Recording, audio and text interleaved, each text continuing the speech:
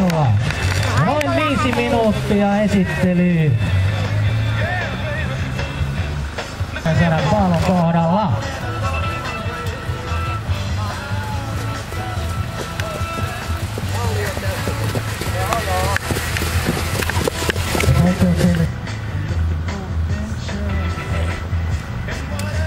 Hevosten lähestyessä pää suoraan on matkaa reippaat kierros maaliin. Tiukasti numero 3 Tino Haakert on ryhtynyt haastamaan johtavaa Sari Halmen Lambo. Mutta hyvin seuraa myös Montahevonen Eino Särkiniemi Chive Simoni. Annetaan viimeiselle kierrokselle numeroon 1 Sari Halmen. Täysin auki, siellä tullaan nyt 3 rinnan.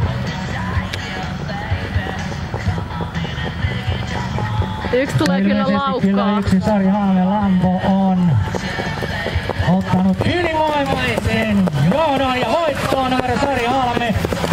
Kakkosena Eino Särkiniemi Chive Simoni.